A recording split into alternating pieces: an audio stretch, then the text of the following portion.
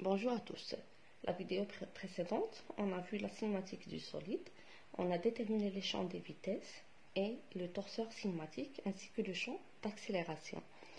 Alors dans cette vidéo, on va étudier quelques mouvements particuliers. On va commencer par le mouvement de translation. On commence par le mouvement de translation. Alors on a un solide S. On va étudier le mouvement de ce solide par rapport à un référentiel R0. Donc, quand est-ce qu'on dit que le solide S est en mouvement de translation? Alors, on va prendre deux points de ce solide, les points A et B. Donc, le vecteur AB est représenté de tel sens. Alors, si à un instant, donc là c'est l'instant T1, à un instant T2, le corps va atteindre cette position. D'accord? Alors, le point A sera là et le point B là. Alors, si on dessine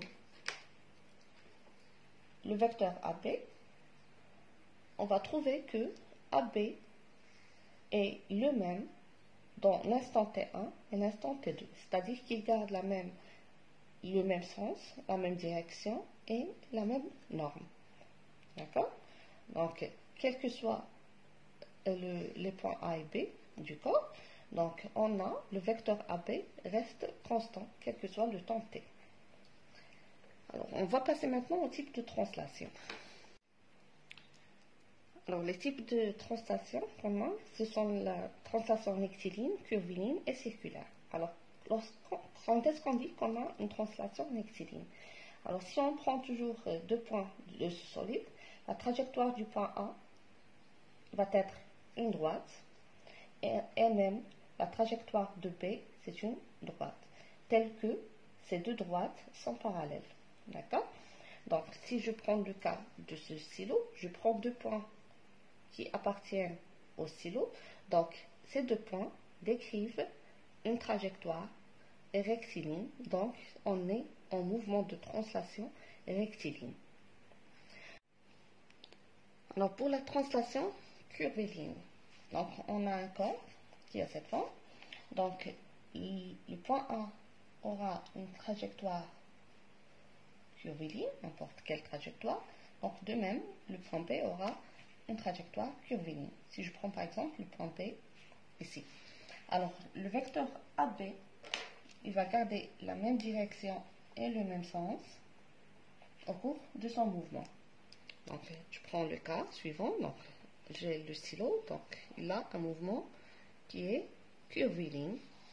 Donc, les points A et B du stylo gardent la même direction, le même sens. Donc, le vecteur AB reste constant. Donc, je vais dessiner le solide ici.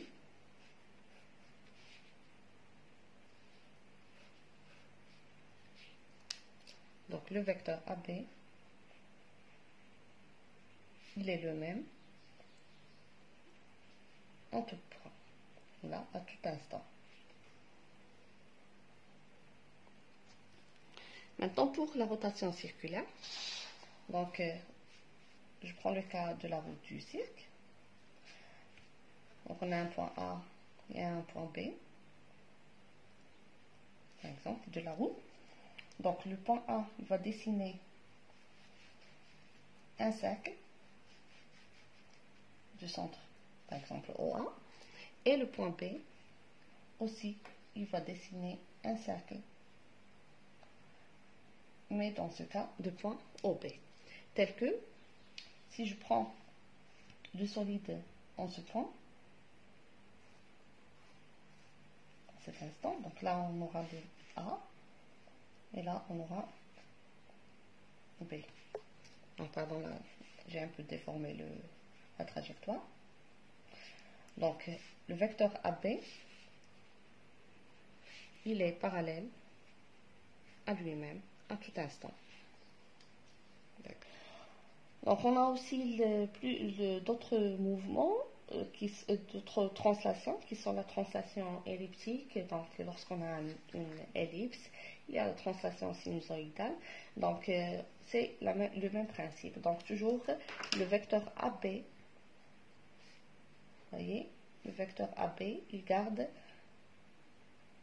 le même sens, la même direction et la même norme.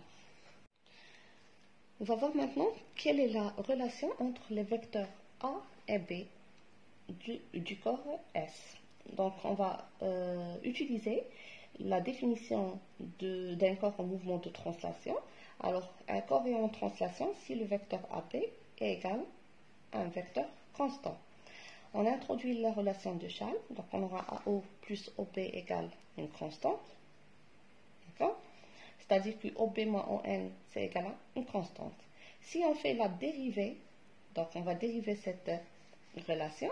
Donc, d2OB sur dt par rapport à R0, ça va donner VB. Et d2ON sur dt par rapport à R0, ça donne VA.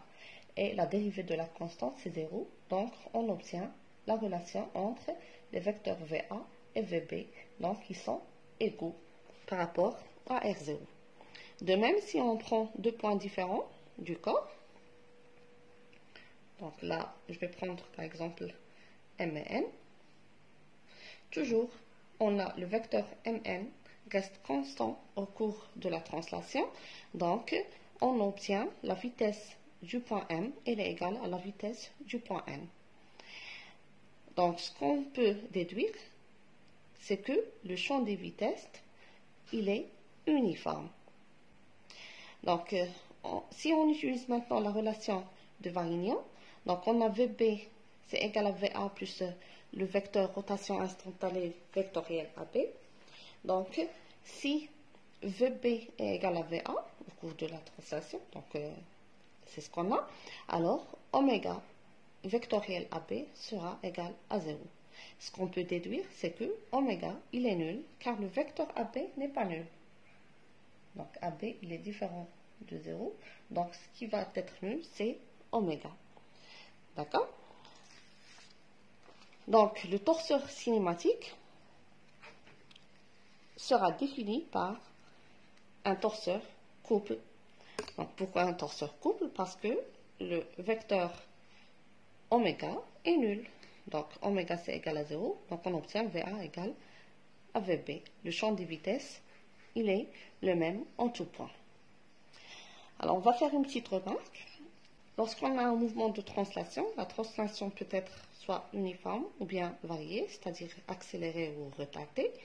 Donc, lorsque le mouvement est uniforme, la vitesse, elle est constante. La norme de la vitesse est constante. Donc, pour les champs des vitesses, reste constant. Donc, on a la même vitesse au point dans VA. Donc, on aura VA. VB, VA égale à VB, d'accord? Donc là, on a le point A, et là, on a le point B. La même chose, là, on a le point A, B, et là, c'est VB. Alors, dans le cas de la translation variée, je prends le cas de la translation accélérée. Lorsqu'on a un corps, là, on a les points A et B, par exemple, et là, un point M. Alors, le champ des vitesses, à un instant, T1, c'est VA, VM, Vn. Puisqu'on a une translation, donc c'est le vecteur vitesse sont égaux. Donc, la trajectoire de M, B et A, je prends le cas du mouvement rectiligne, d'accord, sont des droites. Alors, à l'instant T2, ce qui va se passer, c'est que la vitesse va augmenter car on a une accélération. D'accord? Donc là, la norme de VA va changer. Et de même, la norme de VM et la norme de VB. Mais le champ des vitesses à l'instant T2 sont égaux et les champs des vitesses à l'instant T1 sont égaux. D'accord?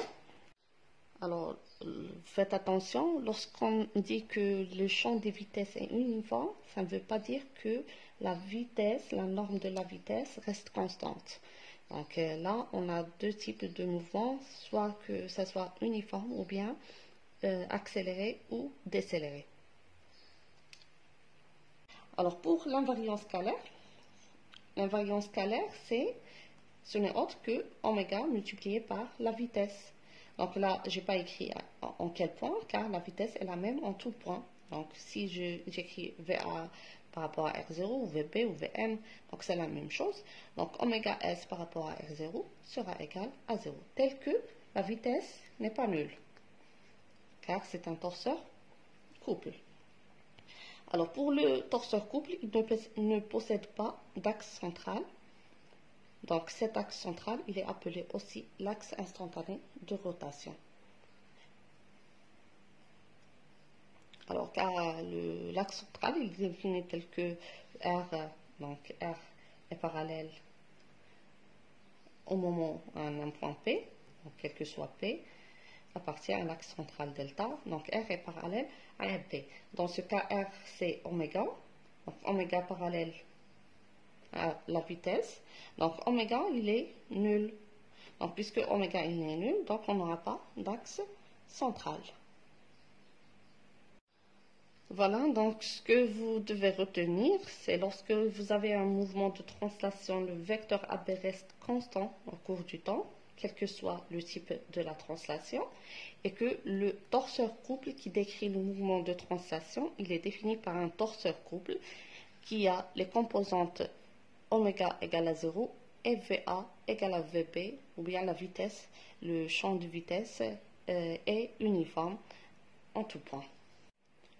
Donc la vidéo prochaine, on verra le mouvement de rotation et après le mouvement hélicoïdal. Bon courage à tous.